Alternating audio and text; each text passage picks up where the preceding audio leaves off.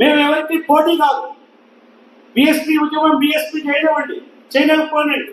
AP మాత్రం BC, SC, ST, మైనారిటీలు, ముస్లింల గురించి, ఇంతవరకు ముస్లింల గురించి ఒక ఉద్యమం చేయాలి. మనం చేస్తాం, ముస్లింల కోసం పనిచేస్తాం. ఈ రోజున ముస్లిం జనాభా ఎంత ఉందంటే కమ్మారెడ్డి కన్నా ఎక్కువ ఉంది ముస్లిం జనాభా. కమ్మారెడ్డి కన్నా ముస్లిం జనాభా ఎక్కువ ఉంది. ఈ రోజున ముస్లింలకు ఒక మంత్రే ఉన్నాడు.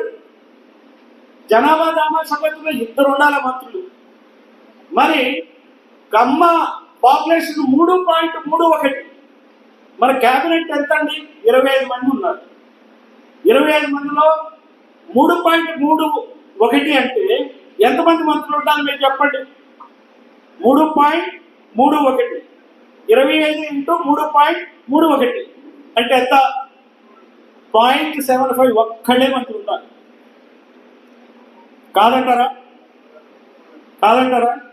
రెడ్లు ఎంతమంది ఉన్నారు? 4.82 4.82. వాళ్ళు ఎంతమంది ఉండాలా? ఒకళ్ళే మంత్రి. మరి బీసీలు ఎంతమంది ఉన్నారు? 52%.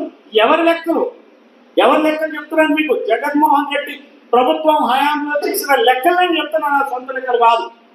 52 మంది అయితే ఎంతమంది బీసీలు మంత్రులుగా ఉండాలి చెప్పండి? 25లో సగం 12, 13 మంది ఉండాలి. ఎంతమంది ఉన్నారు? 8 మంది ఉన్నారు. 8 మందిలో 4 మంత్రుల భార్యలు కానీ భర్తలు కానీ కమ్మవాళ్ళే. వింటున్నారా? కమ్మ మంత్రులు ఎంతమంది ఉన్నారు ఈ రాష్ట్రంలో? 5 ఉన్నారు. 5 ఉండాల్సింది ఎంతమంది? 1. ఆ 4 మంత్రి పదవులు ఎవరికి ఇవ్వాలా? బీసీలకు ఇవ్వాలా. ఇది బీసీలు గమనించాలా. ఎస్టీలకు 2 మంత్రి పదవులు ఇవ్వాలా, ఎస్టీలు గమనించాలా.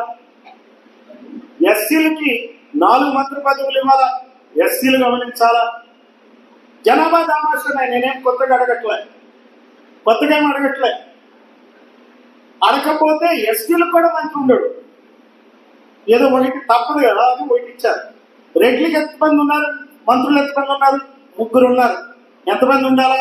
1 ఉండాలా. కాపుల వరకు దాదాపుగా ఓకే. కాపులది వాళ్ళది 9.6%.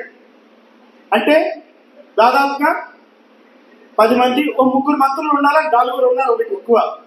అంటే మన సీట్లన్నీ ఎవరు కొట్టేస్తున్నారు అని చెప్పండి. మన మంత్రి పదవులు ఎవరు కొట్టేస్తున్నారు? వాళ్ళు ఏమంటున్నారు? మంత్రి పదవి తీసుకుంటున్నారు వాళ్ళు. మన మంత్రి పదవులు మనకి మంత్రి పదవులు ఇవ్వట్లా, తీసుకుంటున్నారు. మీ మంత్రి పదవులు తీసుకుంటా, బీసీ మంత్రి పదవులు తీసేసుకుంటా, ముస్లిం మంత్రి పదవులు తీసేసుకుంటా, ఎస్సీ మంత్రి పదవులు తీసేసుకుంటా, ఎస్టీ మంత్రి పదవులు తీసేసుకుంటా. అంటే అంతా సర్వం స్వాహ. ఈ 2 కులాల ప్రభుత్వాలు మన యొక్క హక్కుల్ని, మన సంపదని, సర్వాన్ని స్వాహ చేస్తుంది. ఇది గమనించాలి. ఇది మనం తెలుసుకోవాలి. దీన్ని ప్రశ్నించాలా. ఈ రకంగా దాదాపు 10-12 కులాలు తప్పిస్తే ఈ రోజున అసెంబ్లీలో స్థానం లేని పరిస్థితుల్లో మరి మనకి ఎంత బాధ్యత ఉంది చెప్పండి. ఈ విషయాలన్నీ మనం ఒక్కొక్కళ్ళు 100 మందికి చేరవేయాలి.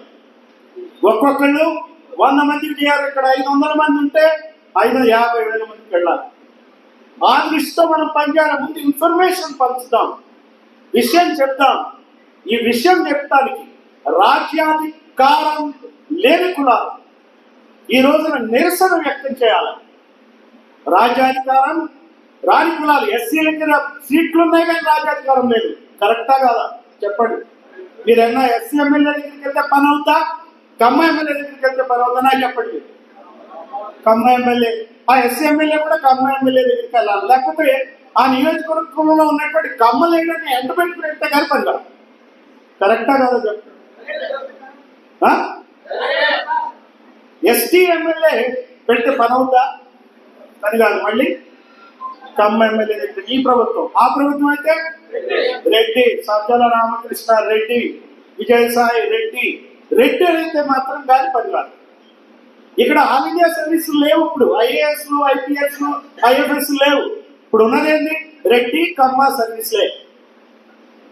ఎవరైనా కానీ రెడ్డి సర్వీసా, కమ్మ సర్వీసా, ఆల్ ఇండియా సర్వీస్ పోయింది.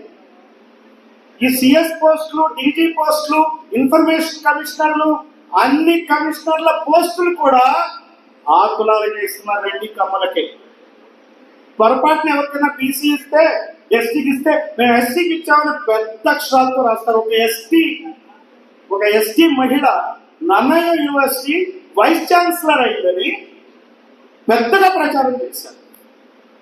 ఎరుకల సామాజిక వర్గానికి చెందినటువంటి మహిళలు వైస్ ఛాన్సలర్ గా మేము చేశాం. అంతేనా? మనం అనుకుంటాం కదా పాపం చాలా ఇది ఇస్తున్నారని. ఆ ఎరుకల మహిళ మీద మళ్ళీ వేరే వాళ్ళకి, వేరే ఎస్టీలకి కొంచెం కోపం. అరే అసలు వాళ్ళు కాదు గుంజుకుపోయేది, ఎస్టీ మహిళ ఎరుకల మహిళ గుంజుకోవట్ల, మన అన్ని వాళ్ళు గుంజుకుపోతున్నారు. కమ్మారెడ్లు ఉన్నది కేవలం